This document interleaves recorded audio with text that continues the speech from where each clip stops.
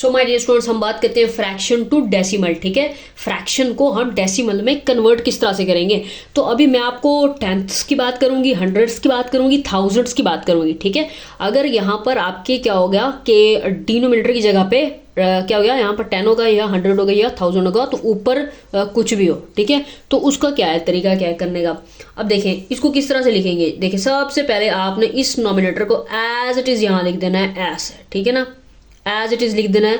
अच्छा, इसको as it is लिख दिया। अब यहाँ पर देखिए आपकी कितने डिजिट्स है, 2 डिजिट्स है ना, तो बस आपने 0.1 लिखना है। ये 2 बन गए, बस इसका ये हो गया। अब इसको भी एज इट इज 1 यहाँ पर लिखोगे, और यहाँ पर कितना है 3 है ना, बस ये 0.0 हो जाएगा। ये भी 3 बन गए, ये ऐसे हो जाएगा। इसको एज इट इज यहाँ उतार देना है, और ये कितनी 4 है, तो बस ये बनेगा 0.00 1 2 3 4, बस ये होगा। ठीक है, अब मजीद देख लेते हैं। अब मिसाल के तौर पर अगर मेरे पास इस तरह से आते हैं, तो इसको मैं कैसे लिखूंगी, 4 को मैं एज इट इज लिख देती हूँ, और ये क्योंकि मेरे पास 2 है तो बस मैं इसको 0.4 कर दूंगी। ठीक है, अच्छा यहाँ पर अगर मेरे पास होता 65 है और यहाँ पर मेरे पास होता 100, तो 65 को सबसे पहले मैं एज इट इज उतार देती हूँ। अब यहाँ पर देखो 3 है ना, तो बस मैं 0 पॉइंट लगाऊंगी, 1 2 3। ठीक है ना। अच्छा, उसके अलावा अगर मेरे पास होता यहाँ 42 है और यहाँ 10 होता, तो मैं कैसे करती, तो इस 42 को तो सबसे पहले मैं यहाँ एज इट इज उतार देती हूँ। अब यहाँ पर देखिए डिजिट्स 2 हैं, तो मैं 0 लगाने की ज़रूरत नहीं है, ये हो जाएगा 4.2।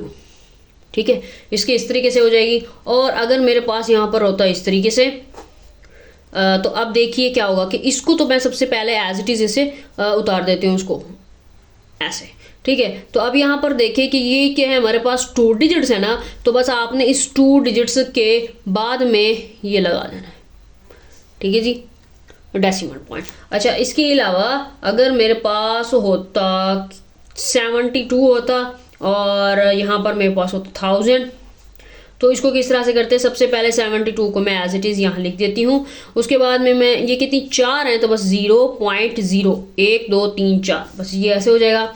जैसे यहाँ पर अगर मैं यहाँ पर अगर 5 करती हूँ और यहाँ 100 कर देती हूँ, तो 5 को एज इट इज उतार दोगे, इसको लिखोगे 0.0 1 2 3 1 2 3, ये हो गया। ठीक है जी। तो इसी तरह से अगर यहाँ पर मैं 8 है, नीचे मेरे पास 1000 है, तो 8 को एज इट इज उतारोगे और 0.0 1 2 3 होता है, 0 और भी आएगा। ठीक है जी, ऐसा हो जाएगा।